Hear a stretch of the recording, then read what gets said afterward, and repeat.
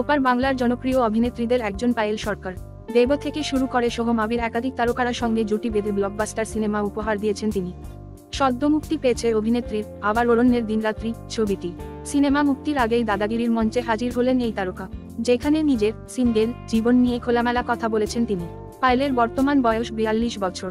তার সমসাময়িক অধিকাংশ অভিনেত্রী বিয়ে করে সংসার করছেন, তবে পায়েল এখনও অবিবাহিত থেকে গেছেন।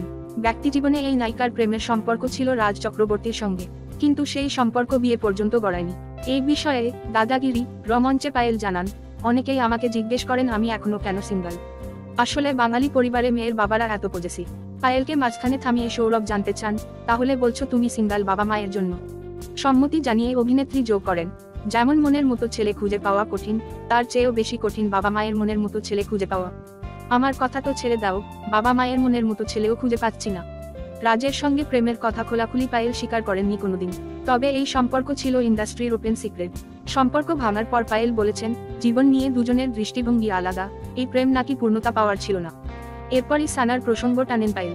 সৌরভের কোর্টে বল ঠেলে বলেন, ধরো সানা বড় হচ্ছে, ও যদি তোমার সামনে এসে বলে ও কাউকে ভালোবাসে, এটা ওর বয়ফ্রেন্ড, দেখবে তোমার পৃথিবীটা কেমন উল্টোপাল্টা হয়ে যাবে। জবাবে সৌরভ বলেন, সানা তাকে পাত্তা দেয় না। এরপরই জানিয়ে দেন, সানার বয়ফ্রেন্ডকে 10টা প্রশ্ন করবেন তিনি, তবে তাকে নিয়ে কোনো আপত্তি থাকবে না, কারণ সানার প্রেমিক কোনোভাবেই দাদার জগৎটা বদলাতে পারবে না। নিজের প্রেম নিয়ে তেমন লুকোচুরি করেন না পায়েল, কিন্তু তিনি সবসময়ই বলেন প্রেমিক বলে কাউকেই নাকি মনে ধরে না তার। পায়েলকে আগামীতে দেখা যাবে শাকিব খানের দরদ সিনেমায়, যেখানে তার সঙ্গে স্ক্রিন শেয়ার করেছেন বলিউড অভিনেত্রী সোনাল চৌহান।